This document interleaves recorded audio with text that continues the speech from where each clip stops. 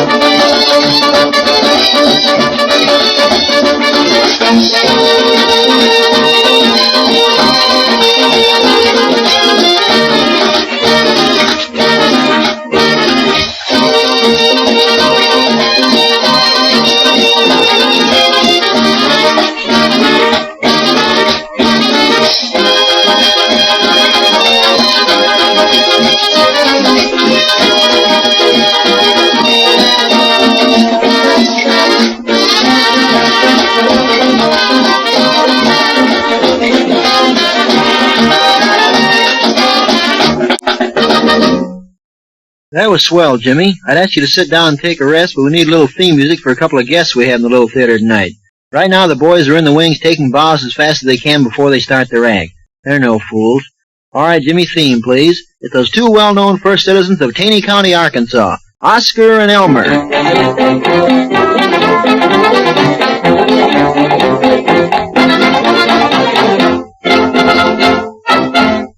Elmer, the man's ready.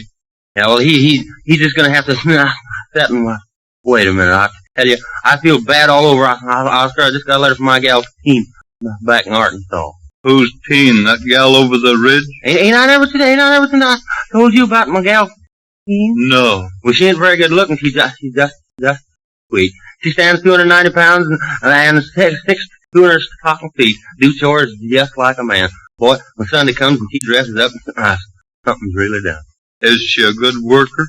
She got everything she ever got by hard knocks. Used to get up in the dead of winter and go down to the barn at 4 o'clock in the morning, get the old cows out of the house and get cows out of bed, make them give till it hurt. Then she'd clean out the barn, separate and water the creams from the lost chickens, feed the hogs, chop wood, and build a fire. And by that time it was past 5 o'clock in the morning. Her old man upstairs with rheumatism was taking his head out of the window, screaming for breakfast. Got any book learning? Well, she can read and write, and I had a little. Went to district number 5 for 6 months. Last 6 weeks she waited in 6 miles of snow, clean up to her hips twice a day. And that night of the big blizzard, she froze her feet. Is she still a-going? Oh yeah, she's got a new car now. She swapped Lem Peters out of his old 1916 Chevrolet. She got a swell car. She got her for 2 stacks of molded hay and a set in the duck egg. It's got 2 wire wheels, 1 disc, and 2 or 3 wood, and boy, she ain't a bit of scared to drive it neither. She'll take corners in that thing, Oscar, doing 5 miles an hour and never think nothing of it. She's just an old daredevil. She goes to town a half hour, of course, it's only a mile and a half, and downhill all the way, but she'll open her up. Say, I used to know her. Ain't she got a little brother? Oh, you mean Claude? Yeah. Oh, he's 19 years old now. He has fits. He had him ever since he was born. He pitched the fit when he was just a baby, and they was going to smack him in the head with an axe, and they couldn't find the axe, and he got too big to put in the sack, so they just let him grow. What's he doing now? Whittling? No, he just hunts rabbits and has fits. He's apt to come right out in the front room, and they got company with a couple of dead rabbits in one hand, the guy's got a gun in the other, and throw a fit right there in his talking feet.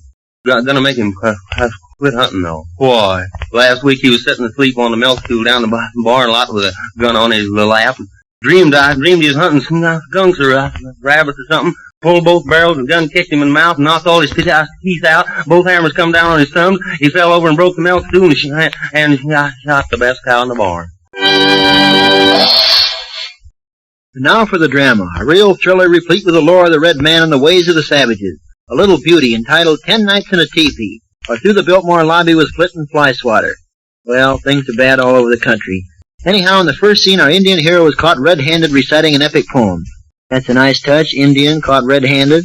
Well, never mind. He's reciting that old classic, The Red Menace in Your Home, or Hottawatta the Plumber. Overture, please. By the shores of Gitche Gummy, by the chewing gum dispensers, stands our red man, Hottawatta. Stands our man of plumbing fixtures, chawing mournfully and singing. Sadly singing is our hero. Just a minute, Twerp. What is this Hottawatta singing so sadly? Well, the poor fellow just spent the night in a hotel, and he's singing the uncomfortable pajama song. So what's the uncomfortable pajama song? Oh, Lord, you made the nightie too long. Well, we now come to scene 2. Listen, hangnails. You're writing these scenes awfully short. Yeah, I know, but I just washed my typewriter and I can't do a thing with it. Anyhow, the second scene of our drama opens upon a lonely Indian campfire, and sitting around it are Big Chief Dotted Line of the Escrow Indians, Big Chief Uncle Tom, who leads the Blackfeet Indians, and Big Chief Eaglebeak, who leads the Studio Orchestra Indians. It's a big moment. Curtain? Me big chief. How? What? He no say what. Me say how. Oh, how? Well, it's really very simple. You take 1 part Italian vermouth, 1 part ketchup, and 1 part hair oil. Mix thoroughly and throw out the window. Nothing to it. Hey, Chief, big news. We just captured another wagon train of pioneers. Heap good. Did you get leader of pioneers? Sure, right after the battle. When we found him, he had an axe in his stomach. Over easy, please. Man had what? I said when we found the guy, he had an axe in his stomach. You know, Chief, a tummy hawk. Ah, there, my blossom. Hey, wait a minute. Who is this guy? Ugh. Him visiting white man. Yeah? Why does he wear a bucket over his head? Because I'm a pale-face, you dope. How, pale face? How, Chief? How's about a drink? No, be sorry. All braves my tribe wear eagle feathers. We never drink except with those who wear eagle feathers. Ugh.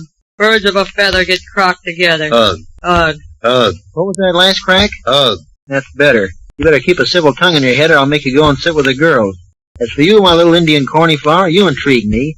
Tell me, where did you come from? Oh, I just grew up here in the forest. I get it. Aged in the wood. Well, would you like to marry me? We could spend our honeymoon out on the Mojave Desert. Look, I'm just a stranger around here, I guess. The what desert? The Mojave. Pardon my cuticle, but that's pronounced Mojave. Oh, Mojave. Yeah, Mojave. Anyhow, you're not so hot. Just look at that beard of yours. Sorry, if I had a razor blade, I'd shavy. Guess I got one in there. But tell me more about yourself, my wee cactus berry. What about your family? Well, my father was a Sioux and my mother was a Sioux. Which makes you an old Sioux and Sioux, right?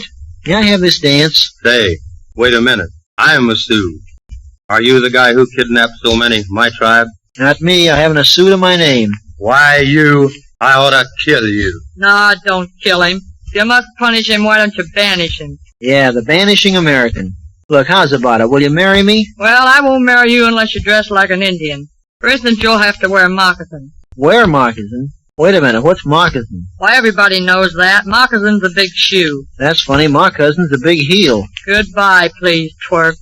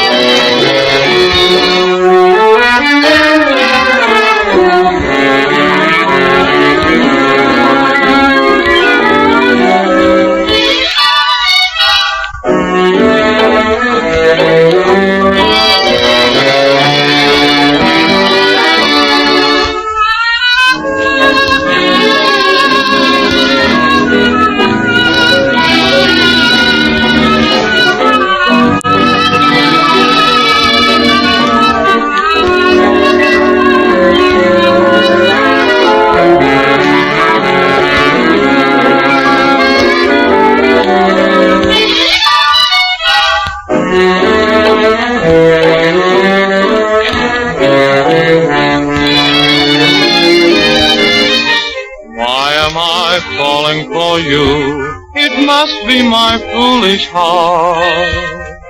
For after all, you've known me to fall before. And what are you trying to do to me and my foolish heart? Against our will, we feel the old thrill once more.